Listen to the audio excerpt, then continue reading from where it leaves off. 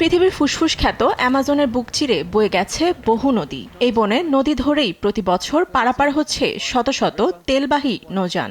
এসব নৌযান থেকে পড়া জ্বালানি তেলে মৃত্যুর দিকে ঠেলে দিচ্ছে এই চিরহরিত বনকে। বছরের পর বছর কালো তেলে ছেয়ে আছে নদীর দুধারের গাছপালা ও পাড়। ধ্বংসের মুখে নদীর বাস্তু সংস্থান, হুমকিতে জলজ উদ্ভিদ ও প্রাণী। আমাজন রক্ষায় পরিবেশবাদীরা নানা সময় প্রতিবাদ জানিয়ে আসলেও টনক নড়েনি বিশ্ব নেতাদের।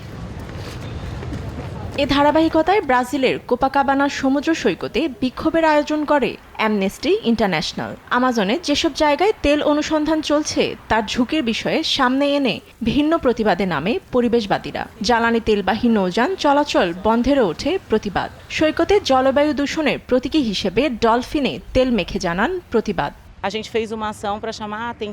বিশ্ব নেতাদের দৃষ্টি আকর্ষণের জন্য আমরা এমন কর্মসূচির আয়োজন করেছি। এখানে জ্বালানি তেল মাখা আমাজনের ডলফিন রেখেছি, সবাই যেন উপলব্ধি করতে পারে পোড়া তেলে কতটা কষ্ট হয় এসব প্রাণীর। জীবাশ্ম জ্বালানিতে বিনিয়োগ আর চলতে পারে না। এভাবে চলতে থাকলে পৃথিবী থেকে হারিয়ে যাবে এসব প্রাণীরা। এসব বন্ধে কোনো কার্যকর ব্যবস্থা না নেয় পরিবেশবাদী সংগঠনগুলোর তোপের মুখে ব্রাজিল সরকার, এমনটাই বিবৃতিতে জানান অ্যামনেস্টি ইন্টারন্যাশনাল ব্রাজিল। আমাজনের গহীনে তেল অনুসন্ধানে কিছু এলাকা গোপনে নিলামে দেয়া নিয়েও সমালোচনার মুখে লুলা দ সিলভার সরকার। অভিযোগ উঠেছে তেল অনুসন্ধানে ওইসব এলাকায় পরিবেশের প্রভাব ও জীববৈচিত্র্যে কেমন নেতিবাচক প্রভাব পড়বে তার সঠিক মূল্যায়ন হয়নি। অ্যামাজনে বন উজাড়ে ব্যাপক অভিযোগ আছে ব্রাজিলের আগের সরকার প্রেসিডেন্ট জইর বলসোনারোর বিরুদ্ধে।